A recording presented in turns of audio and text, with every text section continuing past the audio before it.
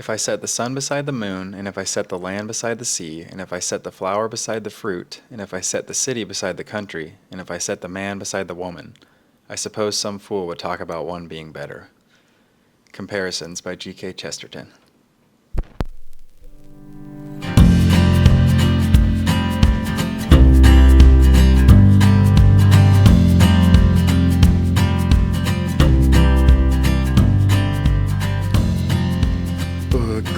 Book club. I'm so excited. This is my first time hosting a book club. This is what I'm here for. Yeah, it's good. Welcome back. Sacred Story Collective, another book club. This will be a double dose. I don't know if this one's first or second. This one's probably first. Okay. Well, we have another one coming if it's not, or if it is. So we are going to be talking about the book Eve in Exile by Rebekah Merkle. And Josh gave me this book for Christmas. It wasn't on a list I had or anything, but it's by Canon Press, right? Yeah, yes. Canon Press, which is Doug Wilson's publishing company. And I think that's fair to say. Baby cries. Oh, I heard her cry. That's sad. It's probably just her mid-nap wake up. She does like one sleep cycle and then wakes up, finds her binky. Oh, there she is. She found it and flopped back. Perfect. Okay. Way to go, baby girl. Here we go. Continuing on. Did I just say way to girl? Way to girl. Honestly, that's Amen. fair. Hopefully she really does. So tell us about the book. What was your first impression? Oh my gosh. Okay, my first impression. So I started reading this right after you gave it to me. So this was like almost 6 months ago. And you were reading Masculine Christianity at the time, which is a book that we've already done. I want to be like you. Yeah. Come on. And at first I was like, this feels like the girl version of Masculine Christianity, like for women. And honestly, that might be a fair comparison. It was cool to read it simultaneously. I like how it shaped us.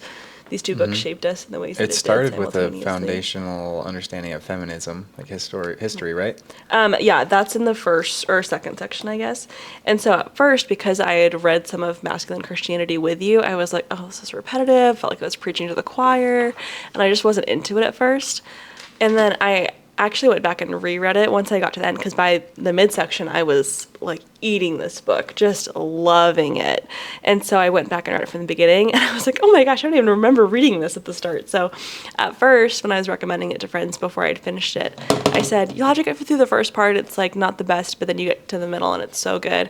And then I went back and reread it, and no, I actually loved every bit of it. It was so wonderful.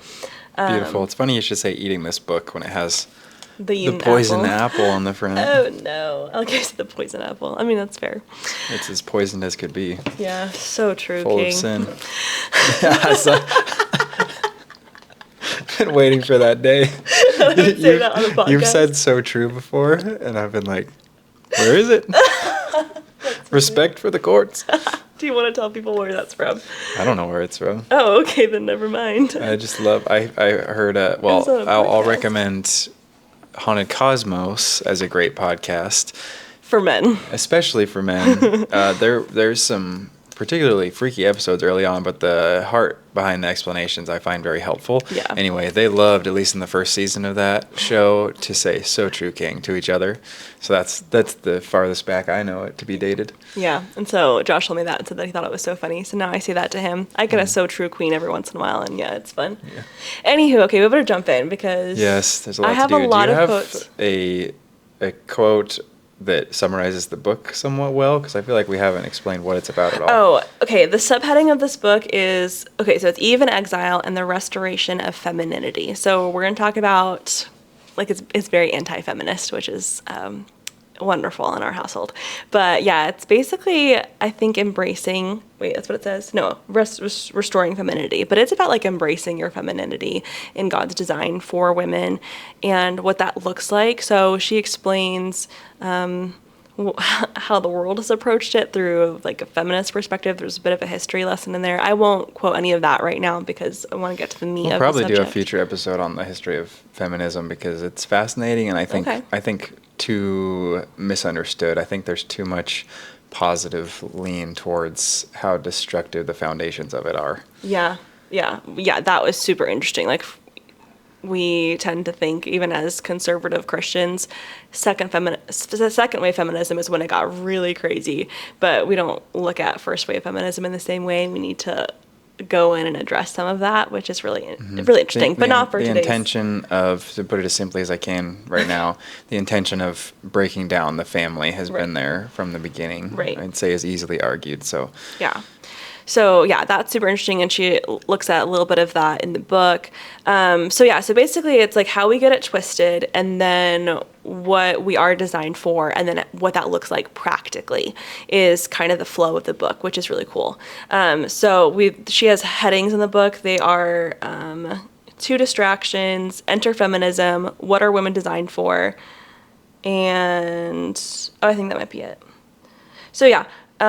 It's a wonderful book. I would recommend it, but I think we should just jump in.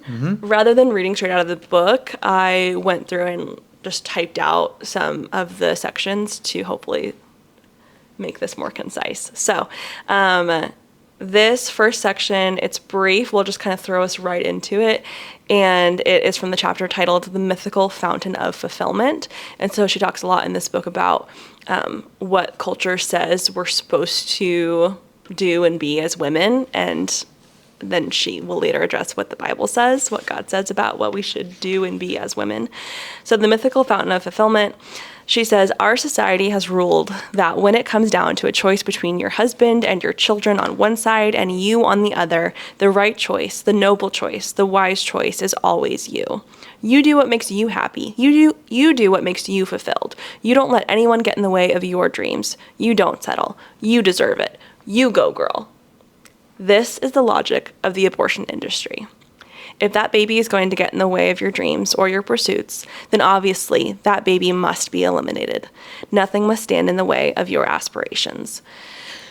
So yeah, jumping right into abortion, but I was like, that's so brutal. It's like so positive, so good. And then realized these are the lies that come from the abortion industry. And I think that's really important to reflect on.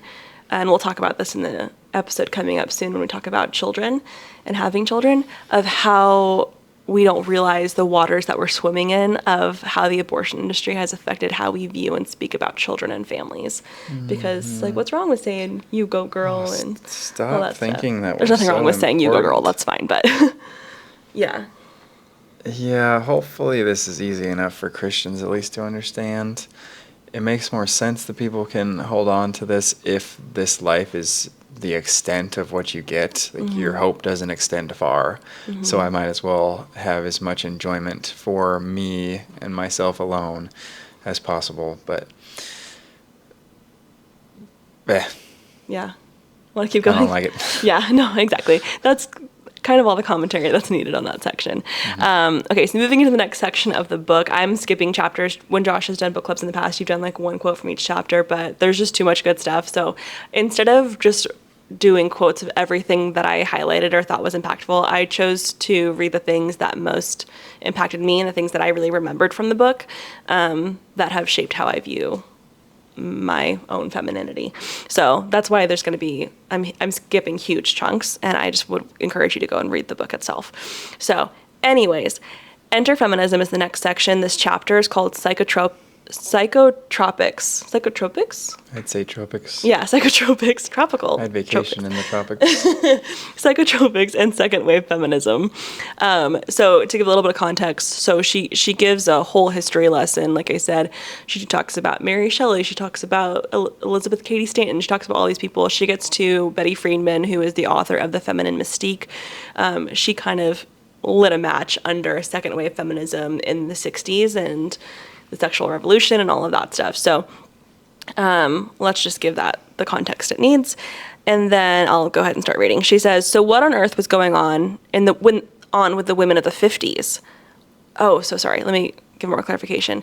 So the Feminine Mystique is written in response to the women of the 50s and how they were miserable housewives. And so all of these miserable housewives, quote unquote, went to this bookstore, bought this book, and then burned their bras is basically like what happened.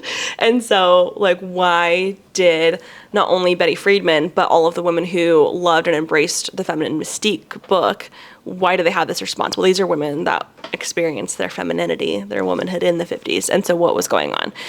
I'll begin again. So what on earth was going on with the women of the 50s? Why were they miserable? How could they have been so unhappy and so over it all? As I mentioned, Friedan thought that she knew what was causing the problem, and in 1963, she proposed her solution to the unhappy women of America.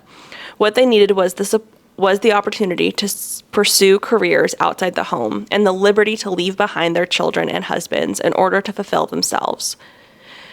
And then she goes on in a later paragraph. So are women statistically more employed now than they were in Friedan's day? Documentably and resoundingly, yes. Are women less tied to their biological role? Documentably and resoundingly, yes.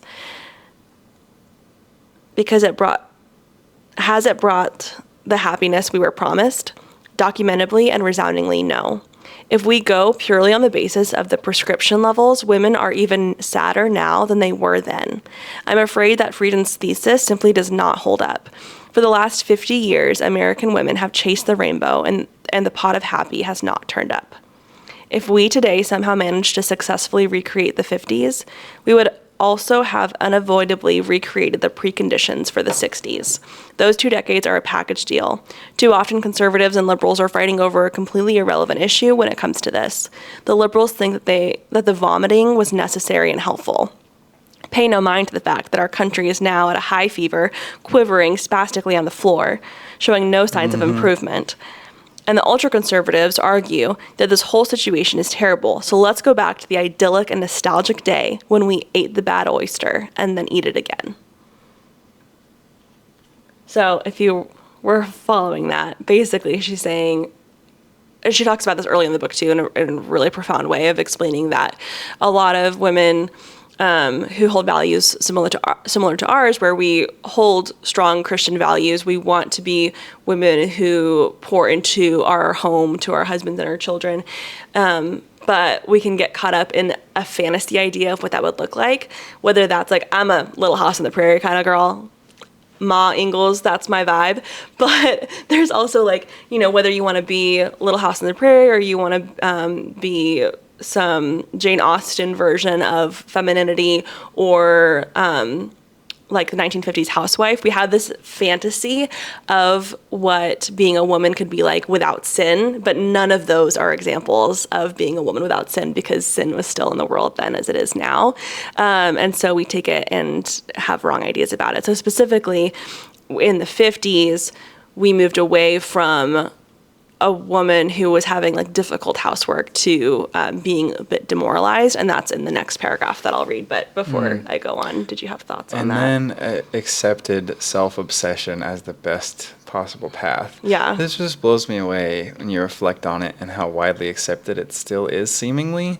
I don't know if I never know to what degree social media disproportionately represents these kind of things, but it seems quite widespread that women still think the longer I wait to have children, like something you read to me last week that was from Threads or something, where the lady said, you should not get married until you're at least 30. Yeah. No one knows who they are. Yeah. And you still have 15 years to have a baby. Like, you are ignoring so much. Lies. Yeah, about the biology. Oh my gosh. Maybe you do. Maybe 1 in 100 women do.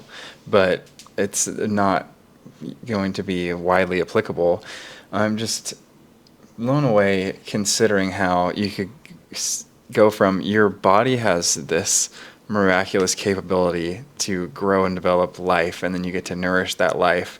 And how have so many women been convinced that a better option is to get rid of that or put it off for as long as possible in exchange for feeling good about yourself because you're making more money? Yeah. How is it possible the scale could even compare to any degree of the fulfillment levels of those things? Rebekah will teach you. We'll talk Tell about me, it girl. more. It's so good. But yeah, no, that reminds me of, at the time of recording this, just in the last week or so, Michelle Obama in a podcast interview was talking about women's reproductive systems and said, it does so many miraculous things, the least of which is create children, which Also, is absolutely bonkers. one of the wildest statements I've heard this year for sure. The reproductive system, the least of which it does is reproduce. Oh my gosh. We're Beat my head sick against the wall. that description of the sickness is poignant. So what I had skipped over when I was reading this is that she gave stats of the amount of women who are on antidepressants, and that's why she said, are we happier? If we're looking at prescription levels, clearly we're not happier being in the workforce and not having children. How do you spell poll? Poll. Yes. Oh, I could not figure it out. It was like pool is not right. Oh my gosh. Okay, continue. That's awesome. Okay, next chapter is called Women Dispossessed. I'm going to read 2 paragraphs from different pages that connect. So for a woman of that generation, she's speaking of like her grandmother, being a homemaker was an enormous job, massive. Getting your family through the winter was a big deal. Gardening for a woman like her wasn't just a hobby, it was crucially important. Those women had to work like crazy if they wanted to feed and clothe their families. Not only was the work incredibly difficult, it took skill, perseverance, and creativity. It also included the possibility of a huge amount of satisfaction in a job well done or devastating consequences of failure. It involved risk. These women were playing high-stakes poker, and they had to get good at it. But then along came the next generation, and suddenly, almost without warning, life got easy. Getting through the winter wasn't really a fear. You didn't have to fill up your cupboards with all the jars of produce you canned. You could just trot along to the store to buy a few tins of beans or corn. Want dinner? Pop a TV dinner into the oven. No need to go outside and chase down a chicken, much less kill, pluck, gut, and cook it. Your little boy needs a winter coat? Go down to the department store and buy him one.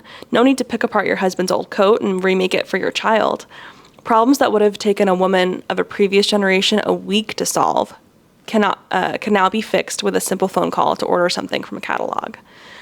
And then jumping ahead, she is reading from a 1950s magazine that says an ideal housewife must do all these different things, be quiet and tidy. She says, or the magazine said, the ideal housewife must run a dust cloth over the tables before her husband walks in the door, and gives other examples. Then she says, seriously, that's it? The difficulty of the work has been dealt with by the improvements in the standard of living, so there wasn't much left to do except stand around, making sure that there wasn't any dust on anything. One understands why, by the late 50s, the women felt like the work was demeaning, but I can't imagine Great-Grandma Hawkins feeling like her work was demeaning. Difficult? Yes, but demeaning? She was working shoulder to shoulder with her husband, carving out a life for themselves and their children from the still untamed wilderness of the new state of Idaho. And I just thought that was so impactful of why we think, and as a culture, that women have no skills or talent if they are stay-at-home mothers, because it doesn't, in fairness, doesn't take the same level of skill as it once did in some ways. But we have not responded to the gifts given to us well. Mm-hmm. Yeah, when we've been discussing this, I've thought of it like things are just so good, I can't help but notice more things to complain about and how much better it should be. Mm-hmm. The easier things become, the weaker we become.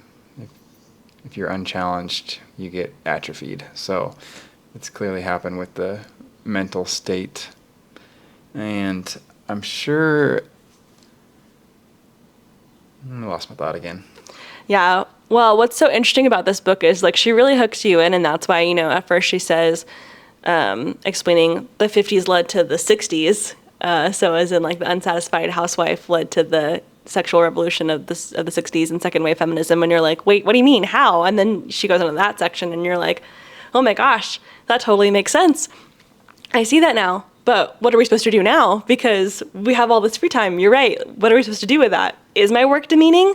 Is it always going to be demeaning? Do I have to go live in an Amish community to not be demoralized as a housewife or homemaker? And so it's like, it brings all these questions as you're reading, and that's why you just can't put the book down. So we'll give some spoilers as we continue to go through this, but it is really... Clearly, it's only gotten worse. I'm just thinking, if you actually were at home, like without multiple children that are clearly going to be vying for the majority of your time, they're going to need you. But I think this would still be possible with one child, or if you were a housewife literally without a job or children. And there's not necessarily that much that has to be done by you, like you're saying. What was we get our improved. groceries delivered unless we're going to Costco. So if there is very little that you have to achieve, like that's going to feel satisfying, and then the easiest thing to go to is the phone, you're going to feel so empty. Just this mindless roller coaster of emotions, scrolling through internet videos. And yeah, I can't, how could you feel less satisfied than that? Yeah. That's interesting. In the third of the Space Trilogy, That Hideous Strength by C.S. Lewis, which everybody should go read Paralandra. It's the second book of the Space Trilogy. It can stand on its own, and it's amazing. But in the third I think book, Annalise said that her favorite is That Hideous Strength. Yeah? Yeah. She'll have to teach me some things. Yeah, But I read that with you before reading the other one, and I was so confused. But it is good. It does start off with this situation with a husband and wife where the wife is waiting for her husband to return from his work and they don't have any children, and it's very much at the beginning, if I'm remembering correctly, this situation where she feels like the time just drags on, and she feels like she's already done everything she could and she's just waiting for her husband to return. Now that I'm in the middle of this, I'm thinking that book had to be written at the latest in the 50s. Lewis died in, I can't remember, but it was in the late, like, I think it was before the 60s. This book was written in 1945. 1945. He died in 1963. I think that's when The Feminine Mystique was written. Coincidence? Okay, continue. Okay, great. So this next chapter is still in the same section, Enter Feminism, but this chapter is called Excusing Boredom. So we're continuing on the same theme. She says, women have just been handed a crazy blessing. Again, the department stores and all the things. She says, something so far beyond what any woman has ever been given in any century, in any culture in the world. But instead of deep gratitude, they begin complaining. Instead of using those blessings to raise the bar and achieve more than any women have been able to achieve before them, they started fussing, basically doing their own little reenactment of the Israelites in the wilderness, which is what you were saying about, like, you have something so good and then you complain about what you don't have. And yes. Like, let's be real, like, we're all the Israelites in the wilderness. We get away from what we hated and then we want to go back to those old ways. And this is what our sinful hearts do. It's like, you know what this blessing reminds me of? That I should be more blessed. Yeah. You know what this raise reminds me of? That I should make more money. Yeah. That easy path to fall down. Yeah. But this is, it's so interesting because life became so easy in the 60s, for example, or the 50s, that it was revolutionary for that time, but how much easier it is now. Like I just said, we get our groceries delivered most of the time. We order everything on Amazon. We have, oh my gosh, like, don't get me started on factor meals and, all of that kind of stuff. Every recipe you look up online is, here's a 15-minute pasta recipe, or here's how to prep all of your meals for the entire week in 1 hour. And I don't even know how that's physically possible. I do appreciate meal prepping though, like that's great. But everything is to be as efficient, as quick as possible, when it's like, how much more time could you possibly have? Like, imagine if you had to grow all of your own food and can all of your food to make it last through the winter. And anyways, everything is just so efficient, and we just try to get back as much time as possible and to use it for what? Which is a question we'll come back to in a later quote from another chapter of what to do with this time. But I think it's interesting. What did you find? I went while Taylor was reading that and grabbed That Hideous Strength. I have to read this first page. Okay. Can I add this to your podcast? Absolutely. Oh my gosh. Okay. This is the very start of That Hideous Strength by C.S. Lewis. Quote, matrimony was ordained thirdly, said Jane Studdock to herself, for the mutual society, help, and comfort that the one ought to have of the other. She had not been to church since her school days until she went there 6 months ago to be married, and the words of the service had stuck in her mind. Through the open door, she could see the tiny kitchen of the flat and hear the loud, ungentle tick-tock of the clock. She had just left the kitchen and knew how tidy it was. The breakfast things were washed up, the tea towels were hanging above the stove, and the floor was mopped. The beds were made and the rooms were done. She had just returned from the only shopping she needed to do that day, and it was still a minute before 11. Except for getting her own lunch and tea, there was nothing that had to be done till 6 o'clock, even supposing that Mark was really coming home for dinner. But there was a college meeting today. Almost certainly Mark would ring up about tea time to say that the meeting was taking longer than he had expected and that he would have to dine in college. He's a faculty at the school. Quote, the hours before her were as empty as the flat. The sun shone and the clock ticked. Mutual society, help, and comfort, said Jane bitterly. In reality, marriage had proved to be the door out of a world of work and comradeship and laughter and innumerable things to do into something like solitary confinement.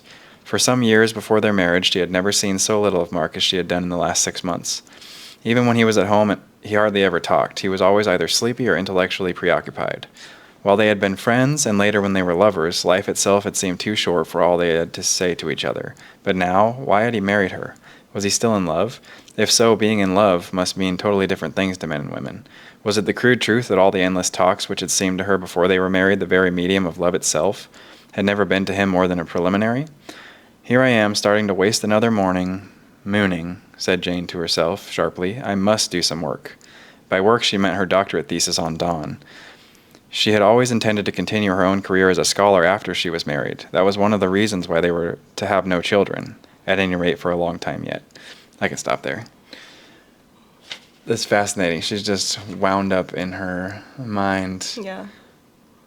I feel like that has to be what would take place, is basically like he's preventing me from being successful myself.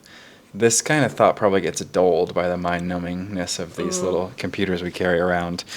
But, or exacerbated by all the people that are hateful towards marriage and men on those little screens. that was fascinating, though.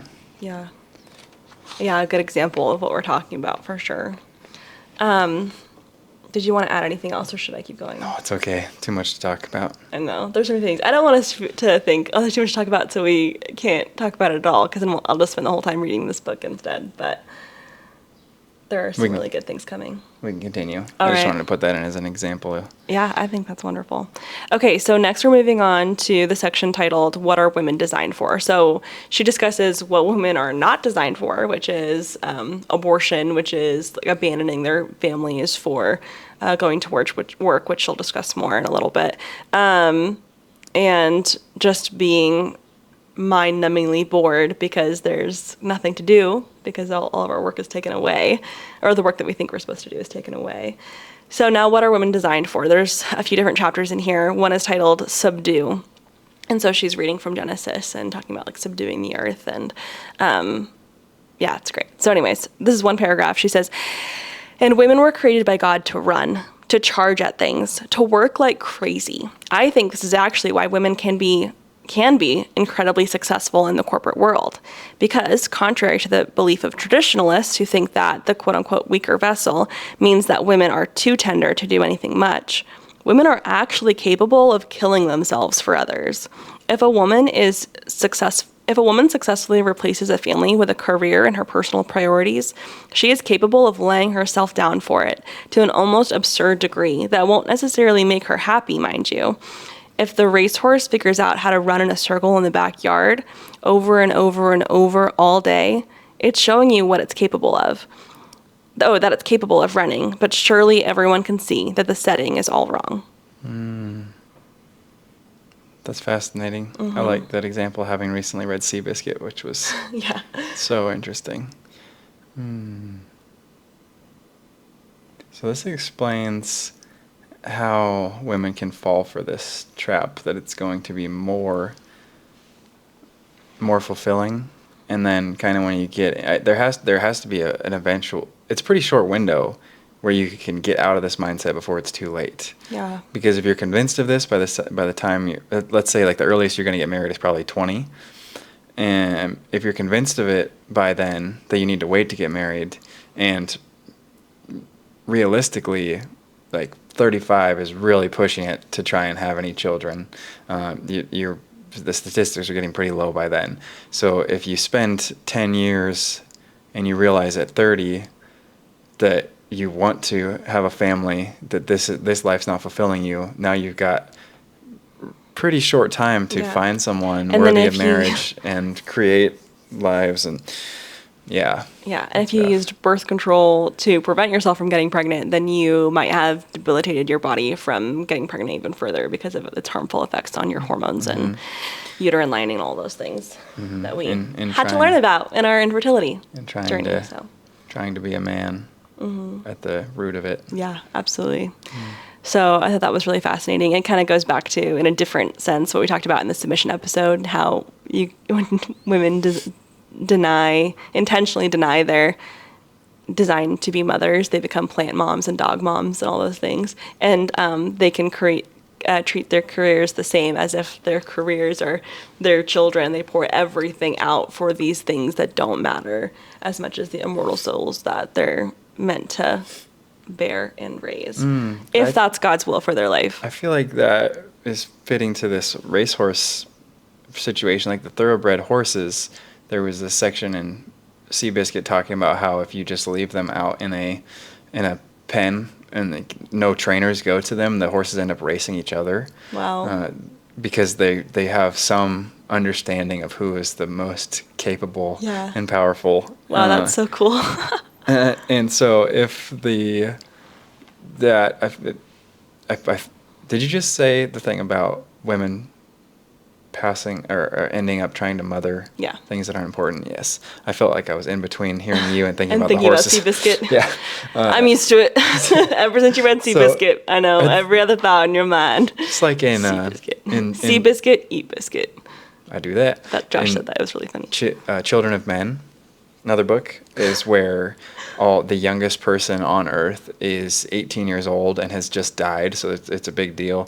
And obviously the population is just rapidly shrinking because it's 100% complete widespread infertility. Yeah. And so recently women have started using animals and literally treating them like children, like dressing them up, putting them in strollers. So there's a scene where the guy walks by a woman pushing a stroller with a cat strapped in it with a little bonnet on her or whatever. Yeah. And that's not that far out of reality. Crazy you say that, because I was just cleaning out our linen closet and clearing off our shelf that has like the cat litter and the cat poop scooper and old stuff, and I found in there the little bandana that I put on Tempe, which is our old cat that we had a while ago, and she ran away, and we're not sad because she was just the worst cat ever. She was just feral. We got her off the street and she needed to go back to the street. She didn't want our love. No, we didn't kick her out. We weren't abusing her, but she ran away and she never came back, and she didn't want to be here, and that's okay. But anyways, maybe one of the reasons why she didn't like it here is because I was putting little outfits on her. But I was a barren woman and I really wanted children. And so I put little bandanas on my cat. Oh, it's a tragic tale. Really sad, but yeah, that's the story of a woman who desperately wants children. So. And then next level of I think we've mentioned this previously, but the politician situation. If you've exchanged your capabilities of motherhood too long to where you literally can't anymore, and you've gotten into there's plenty of women in these positions, in government positions, where now when you come to a point where you realize you've exchanged that's got to be just such pounding on your heart. I don't know how you come back from that. But anyway, you go deeper into what you have to care for, which is what she's talking about. Exactly. So then you attempt to control and mother, but without the actual understanding of the sacrifices of motherhood. It's way out of whack. And we're speaking of this in a really negative sense, but there is giftings for women who aren't given husbands and children to be able to utilize the nurturing nature that God's given us for his glory. And so we're speaking of this in a negative sense because we're talking about how the culture that we're in is manipulating women to do that. So what is that? Is that in Romans? It's better for you to remain unmarried. No, it's 1 Corinthians 7. If you are unmarried, it's better. He's like, I wish you could be like I am, and then fully devoted to the Lord, because if you are married, you have to care for your spouse, which is a good thing, good and righteous thing, but that competes with your devotion to Christ, basically. So yes, if that is the purpose for your singleness and you've been gifted with that, then praise God, it's amazing. But for those who are seeking to mother and have given up motherhood for the self-obsession, Right. it just wreaks havoc. Yeah, absolutely. Okay, I'll keep going if that's okay. Next section is fill. So we're talking about children, how we're meant to like fill the earth. This says, what is the biggest hindrance to a career? Being tied down by children. Oh, here comes our cat. He says, where's my bandana, mother? Oh my gosh, he would love a bandana. He's special. Okay, hopefully he doesn't meow too loud. Oh gosh, do we hide him? Yeah, I probably gotta lock him out. Okay. But you can read. Okay. What is the biggest hindrance to a career? Being tied down by children. And unless women are willing to sacrifice their... Joshua. Okay, if you're watching on YouTube, then you can enjoy that. And unless women are willing to sacrifice their sexuality in the pursuit of their career and become nuns in devout service to the corporation, they have to deal with the fact that they will get pregnant. And thus, it is the feminist movement that has been all about separating sex from motherhood from the very beginning.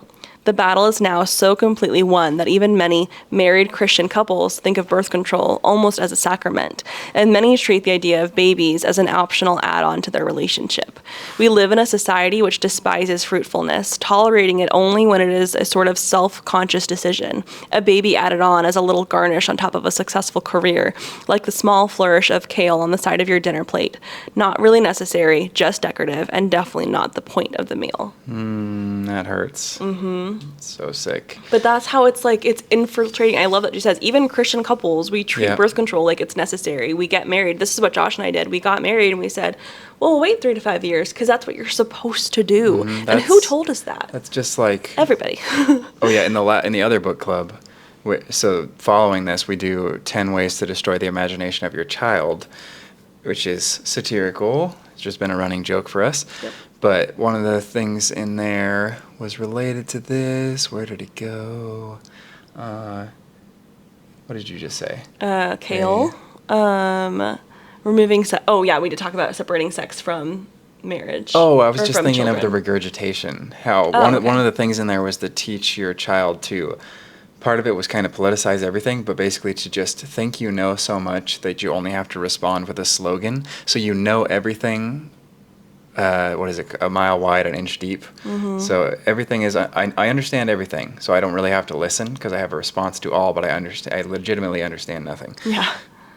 That I gotta grab the screw tape letters. Okay. Well, I'll say while you go and get the screw tape letters, who knew that when I would host a book club, it would really just be you grabbing all of the books off of our shelf and quoting all these other books. But anyways, I'm sure you thought this before this happened, but when you became a teacher for elementary schoolers, you would come home every day and tell me stories of you talking to these children who would just do or say these random things, and you would ask them why and tell them that they have to have a reason for the things they do and the things that they say. And that's just like your personality in a nutshell, like that you're so intentional about having the reason, like knowing why you're doing something or believe something. It should be a necessity. That on... I'm struggling to hold my thoughts in order. But I guess what I was going to say, this was us absolutely at the start of our marriage with no explanation behind it. You needed to get birth control, and we needed to wait. I don't know for what reason. I don't know what we would have actually said. Oh, I know what I said. I said this all the time. I told people that we need to learn how to be husband and wife before we learn how to be mom and dad. And that means nothing. And we shouldn't even go too deep into this because we will have an episode really soon on this topic. This is a large part of our children episode that's coming up. Yeah. But did you want to read something? Oh, now I have to remember what that was too, so you can continue. Oh, okay, I'll just keep going. But yeah, just... Wow, we'll keep going. The next chapter is called Glorify. in the submission episode that was recently posted, I read a large section as our sort of cold open to the episode. So even though I'm not going to read that section since I already read it, I still have 2 solid paragraphs to read to you from this one chapter. And it's good. So make sure that you have your listening ears on so you can respond, Joshua. Okay. I remembered what I was looking for. Oh, do you want to read that first? It's... I think I know where it is because it was right near the beginning. Okay. Let me check on the monitor for the baby. We'll just sit here in silence on our podcast, that is. Please. Oh my gosh. Okay. I see her arm moving, but I think she's mostly asleep. Is this fun for people to get updates on our baby's nap during our podcast? Certainly so. Everybody wants to know she's still thriving. She is. She's doing great. Let's see. Should I just keep reading the book from the book club probably that we're on? should. I feel like I could say this in my own words, but I want it. Yeah. I want it to be said by Clive. Yeah, go ahead. Okay. All right. So again, this is from the chapter called Glorify, and this is speaking to submission and how we experience glory as women by submitting. So that's what she says. She says, that is why submission is so essential to our role. Without submission, there could be no true glory. Without death, there could be no life from the dead.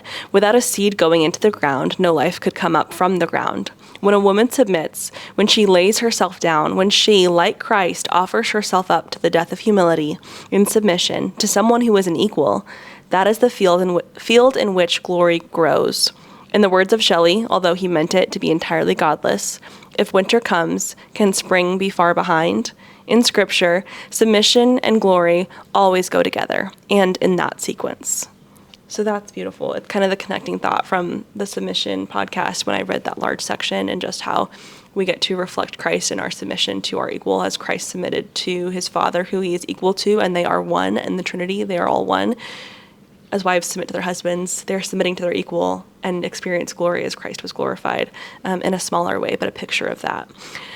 So then continuing, just a couple paragraphs later, she says, but not just any old submission. Abject servitude, the submission of a slave to a master, kills glory just as effectively as no submission at all. It's interesting that our culture has attempted to amputate the fertility, the fruitfulness of women, but keep the beauty of women. And the end result has been that women have become nothing more than sex objects. All that talk of liberation, and the result is that every woman's magazine is full of articles about how to please a man, the very same way a cheap hooker would, the way a slave would. Certainly not the way a free woman offers herself to an equal. Abject sexual servitude abject sexual servitude has become the standard for women in our culture, dominated by the paradigm of pornography. For a man can simply demand anything he wants, and the woman must and will comply. Mm-hmm. So again, it's like removing the fertility, the fruitfulness from women, from sex, and separating that from marriage is the downfall of our society. Like, it all goes back to that, and that is the goal of feminism, is to separate those two things. Mm-hmm. This is another place where it's just so confusing, because the math should be so simple that if we are against having children, then that's the end of humanity. Yeah. But again, I don't know how I could say it better than self-obsession, because the assumption has to be someone else will make the sacrifice. And like I've said before, it's okay that I'm the end of my family line, because I was important enough for that. Right. It can all end here, so I can get drunk every weekend and have sex whenever I want without any commitment, and destroy the results should it be so, and have no one to give me any actual consequence. Yeah. Definitely. It's just so backwards, and it's really sad. And it's like, when it comes to this specifically about women being, treating themselves and letting men treat them like cheap hookers, which is just such pungent language, but is necessary. It's like how sin always is. Like, you think you're free, but you're really enslaved by it. Oh. And it's so sad. The Romans 6, when you were slaves of sin, you were free in regard to righteousness, but what Yeah. fruit were you getting from the things of which you are now ashamed? For the end of those things is death. Yeah. But then the eyes, the God of this world blinds the eyes of the unbeliever. So if you're trapped, or Romans 1, you have been given over because of your sinfulness. Like God has revealed himself, but you have decided to ignore it. You've been given up to impurities. Yeah, go ahead with what you're going to read. Yeah, definitely. Okay, so the next section, like I said, she talks about, as we've already discussed, what our design isn't and what our design is, and then she moves into this section titled "Living Out Our Design." So this is when it becomes practical, which I was so looking forward to reading, and it lives up to my expectations. So the first chapter is called Home, and at first she reads from Titus 2, so I'll just read a couple verses. Older women likewise are to be reverent in behavior, not slanderers or slaves to much wine. They are to teach what is good, and so train the young women to love their husbands and children, to be self-controlled, pure, working at home, kind, and submissive to their own husbands, that the word of God may not be reviled. I'll have to say, too, that the last chapter, Glorify, and this chapter, Home, are my two favorite chapters of this whole book, and I could have just sat here and read to you both of those chapters and called it a day. But I just picked a couple paragraphs, so I'll read those now. She says, so Titus 2 is fairly straightforward. Women who are wives and mothers should be managing their households, and they should be doing so in such a way that they are gaining wisdom and experience to pass down to younger women, and this will have an impact on the watching world. This also implies something worth noting. Managing a household and being a godly wife and mother is a skill requiring practice, teaching, and expertise. There are two possible responses here. The first is where we assume that homemaking is a useless job, designed especially to keep women away from the quote-unquote real work. Boo. So the fact that Paul thinks women need to instruct each other about how to get good at it just shows us what a low opinion he has of women. Or, and I would suggest this is the more faithful option, we assume that Paul is up to speed on the fact that God gave Eve to Adam as a necessary part of the creation mandate. And so when he tells us to keep the home, we can't imagine what on earth there is to do. And we can't imagine what on earth there is to do to keep our home. This is our problem, not his. Maybe we need to expand our vision of what it means to keep the home, rather than seeing Titus 2 as evidence of Paul's low view of women. Perhaps we should see it as evidence of Paul's high view of the importance of the home. Amen. Isn't that so wonderful? I love it that this is where the troops are prepared. Does she say something like this in this book? Yes, it's so good. Yeah. Should I keep going? Well, I figured you'd come back to that later, so I was going to stop there. Okay, well, you can go. I found the section I wanted to read in Screw Tape Letters, but that's kind of a rewind. We're kind of running into the end of our nap time, so up to you, but... Yeah. Here, I'll just read this. It's 2 sentences. I'll skip part of what I was going to read. This is from the Screw Tape Letters, and if you don't know what it is, I'll tell you later. Quote, but the best of all is to let him read no science, but to give him a grand general idea that he knows it all, and that everything he happens to have picked up in casual talk and reading is the results of modern investigation. Do remember you are there to fuddle him. From the way some of you young fiends talk, anyone would suppose it was our job to teach. This is from a demon's perspective, so it's like bad. Yeah, manipulating the human minds. It just you'll recall what I said previously, what it was related to, because I sure don't. Me neither. I'm moving on. Okay, this is from the same... Are you ready to keep going? Yes. Okay, great. So from the same chapter about the home, she says, of course, the Bible doesn't prohibit a woman from making money. So here, okay, pause. This is where we get into, can women work outside the home? This is what everyone wants to know. Are Josh and Taylor Ray and Rebekah Merkle saying that working outside the home is illegal and immoral and no Christian should do that? No. Now, first of all, that would be weird. I'm working right now, you guys, so that's a weird thing to think that we would say. This is part of my job. Yeah, but I don't let you drive. What? You've never left the home to go to work. Oh, yeah. Okay. That was a poorly performed joke, everybody. I still Continue. laughed. Thank you. Okay, That's part of the problem with my humor, I think, is you laugh at everything I say. It's enabling you. Yeah. Sorry, I'll try not to. Okay, of course the Bible doesn't prohibit a woman from making money. On the other hand, as I've written before, that's not really the problem of our generation. we've got a bigger question to answer. We are a generation that needs to recover a sense of the importance of the home and the importance of wives and mothers who are invested in their people. In Proverbs 31, we can see from the way this woman's family responds to her that all of her work, all of her buying, selling, and trading was a direct blessing to them. Her children rise up and call her blessed. The heart of her husband safely trusts in her. He knows he will have no lack of gain. All of them are clothed in scarlet through this woman's diligent work. They aren't all at home fending for themselves while mom is off on another business trip or living her dreams in the corporate world. They didn't rise up at the city gates and say, well, we are really glad that she was able to free herself and follow her dreams. The Proverbs 31 woman is an impressive, hardworking, high-achieving, high-earning woman, but it is all aimed at her people. And then continuing, she says, Paul orients us toward, this is, I think, back to Titus 2. Paul orients us towards what our focus should be and where our attention should stay, and that is on our household. I would never say that a woman's place is only in the home, but I would absolutely say that the wife's priority should be to her home, which is what you said earlier. Mm-hmm.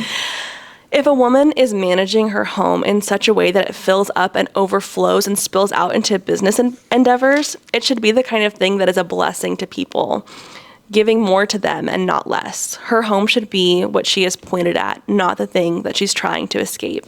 As soon as a job or anything else begins to pull us away from our families, we need to stop and reevaluate, remembering where God wants us to be focused.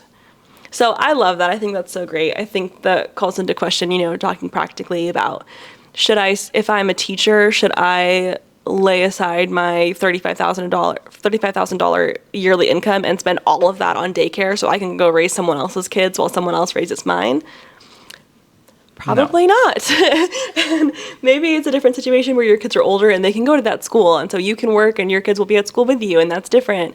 There's not just like one specific example, but there are certainly ways, especially in today's world where there's so many remote jobs and you can work during nap times and all those things, then that you could have a job. I have a job. We have our own business. I work plenty, probably a little more than I want to. We're working on it, slowly moving it. But I don't think, Lord willing, I'll never have to just totally give up wedding photography, because I do love it so much, but I would if I needed it to, because our family needed more attention and more care. So, yeah, anyways, I'm just continuing to talk. What are your thoughts? The end of Proverbs 31 is verses 29 through 31 say, many women have done excellently. Oh, I'll start at the previous verse, verse 28. Her children rise up and call her blessed, her husband also, and he praises her. Many women have done excellently, but you surpass them all. Charm is deceitful and beauty is vain, but a woman who fears the Lord is to be praised. Give her of the fruit of her hands, and let her works praise her in the gates. So in that quote, it said they don't rise up at the gates to say, wow, I'm really glad that she... It's following her dreams. Following her dreams, yes. Again, this is, are we living as if we are actually the most important person? Mm-hmm.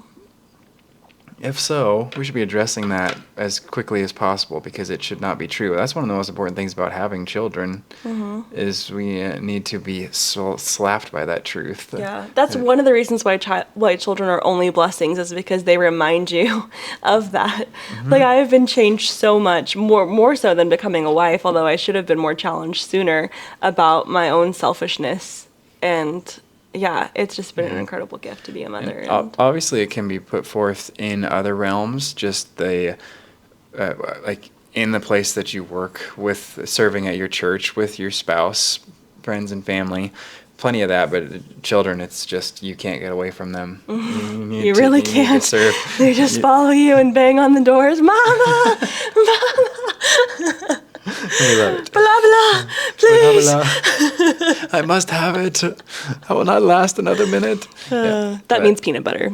That's how she says peanut butter. Truly, truly. Blah, blah. But what I was going to say here is, this is how you end up with, I had a student my first year working at the school. I was doing PE, and then I was an assistant teacher otherwise with 4th and 5th graders, and I had a 4th grade girl in the middle of where everybody is supposed to be just reading, and she was just she was holding a book and silently had tears streaming down her face.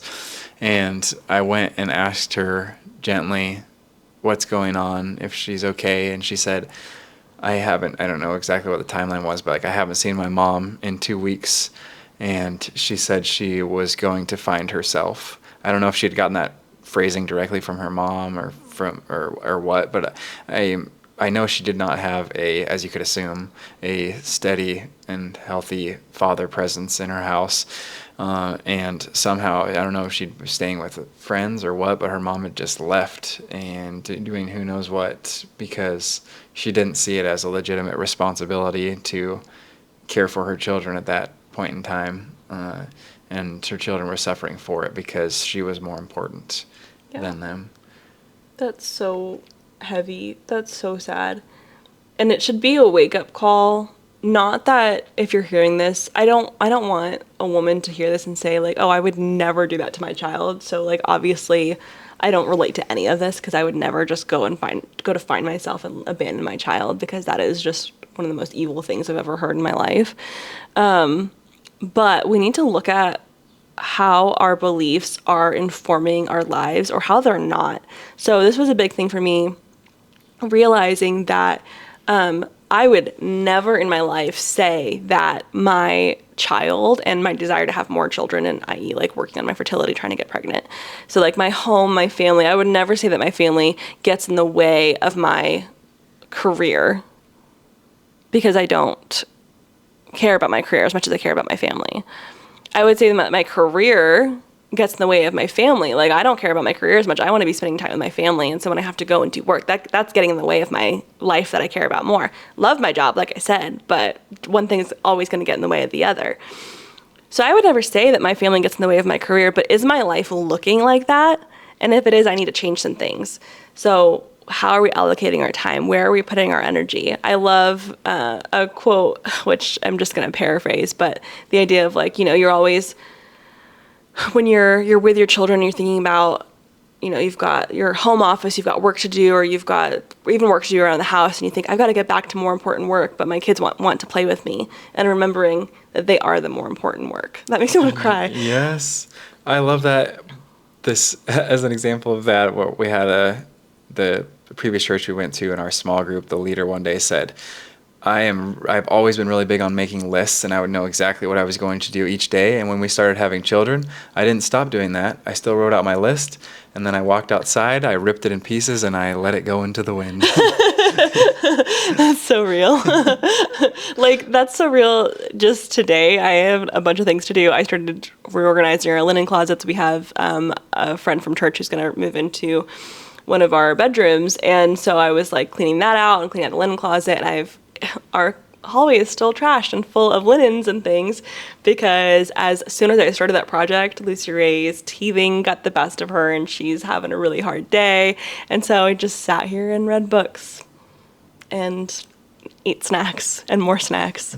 Then she walked around with the snack in her mouth for like 30 minutes, and I'm like, are you gonna eat that? No? Okay, great. But it's a teething day. It's just gonna be like that, and you just rip up the list and you stop where you're at, and you'll be able to come back to it later. Go listen to My List by Toby Keith. It's a great message. Nice. Toby Keith, what a legend. Okay, I have one last paragraph. Beautiful. And it's a good one. Okay, last chapter. I don't think this is actually the last chapter of the book, but the last chapter I'm reading from, obviously. It's called Subduing Made Real. So again, we're making this practical. She says, if God is good and he wants us to subdue this planet, he wants us to obey the Great Commission and conquer this world for Christ. And if he tells half the human race that they're in charge of tending the home, it follows that sorry, this happens when I type stuff out and I have errors. It follows then that the home is actually one of the most strategic and important tools by which the world will be won. We should not read that command as God telling the women to get out of the way and make room for more important stuff. He's telling them to get out there on the front lines. If a soldier is told to go to his place in battle, and he instead shuffles off somewhere else, muttering about his self-worth, the one thing we can't accuse him of is being excessively courageous. When women as a group left their battle stations and wandered away, the one thing we can't say about them is that they were being bold and fearless. How are we supposed to add to that? I know, it's so good. Dang, I should read this then. This is even Exile. Okay. I just happened to open to this page that you recently read me, and it is totally related. is the part that I bookmarked that I didn't read. Mm-hmm. See, I had parts I bookmarked that I didn't read. That's how much there's good stuff in this. This is from one of the earlier chapters, because this is page 25. Quote, if Christ is promising... Oh, sorry, I'll start with the sentence before. Quote, what are gates for? Are they offensive weapons or defensive? If Christ is promising that the gates of hell shall not prevail against the church, what does that imply about the actions and position of the church? Right. The church is the army that is charging, not the one that's on the run. We are supposed to be besieging the strongholds, and that command was given to the church, the body of Christ, which includes both men and the women. This command is most emphatically not just for the men. Yeah. Yeah, it's so good. It's not, we need to leave behind any notion that it is demeaning or demoralizing to be a woman in the church, to be a woman in our homes. This is we're raising the next generation in our homes. And people say that all the time, but do you realize the weight of what that means? You're raising immortal souls. The way that you live your life is a picture to them of what we're like representing the gospel all the time, or we're not. Which I really would love to do a book club episode on simplified organization, which we referenced a couple times in our hospitality episode, but the whole book is so incredible. She says in there, this is a book about organization, you guys. It rocks my world. She says in there that the way that you come together as husband and wife, just like passing by each other throughout the day in front of your children, the way that you come together as husband and wife either tells the truth or lies about Christ's relationship with the church. And so we're living that out in our homes as mothers and in front of our children as we raise them up and manage our households. This is such a weighty responsibility and a gift that we throw out because I love that she says, like, this isn't like bold or fearless. We think that we're being brave to leave the home, but we're leaving our battle stations behind. That's cowardly.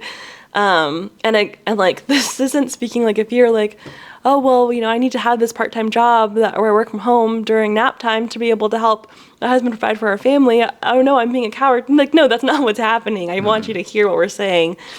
But yeah, it's just was profound to me and made me very excited to be a woman. I love that. I love anything that I've read, which oftentimes is the word of God, that makes me excited to live into the design that he made me and our marriage and our life, and makes me excited. Like authority structures and stuff, that gets me going. I love it. And you're developing nations. I love the math of this. I was just doing this again. If you have if every family had 4 children, I guess I think for my math it'd be 4. Doesn't matter. It can be simple enough. You had 4 children, your 4 children had 4 children? Yeah, if each of them have 4 children, on and on from that, it only takes 10 generations for that to get over 1 million descendants. Yeah. So obviously most of those, I can't say most, but a large chunk of those are dead by then, after 10 generations, so it's not like they're all alive at once, but that's a massive number of people out of that pursuit of growing and developing these lives. So it's not meaningless by any stretch of the imagination.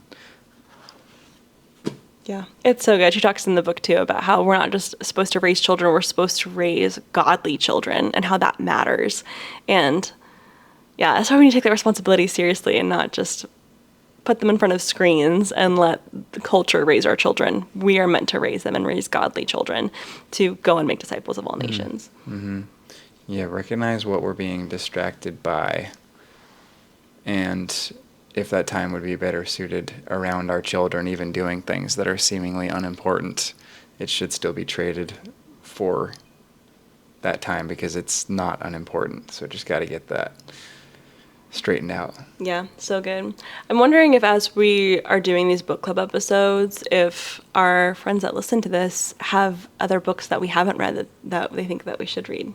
If you have recommendations.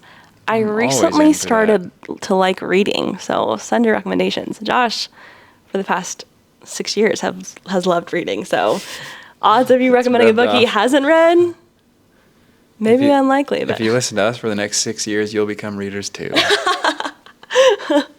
Yeah. Okay, great. Well, that's it. Even Exile. Barely scratched the surface, you guys. Those were just my favorite parts of the whole book. So definitely would encourage you to go and read it. It's transformative. We were just talking about how it feels like we are discussing an entire book when we talk about one book for an hour, and yet we are reading. I'm all about the math, so I'd love to calculate it, but it's not like there's any chance we're even Minuscule. reading 1% of the book. We're probably reading not even 0.1% of these books, and yet we can discuss them for an hour. So there's such a wealth of knowledge and information to be gleaned. Yeah, definitely a worthwhile read. I've only read chunks of this one, but Yeah, it's so awesome. good. So good. So yeah, anything that makes you more excited to be obedient to God and His Word is worth reading. So love it.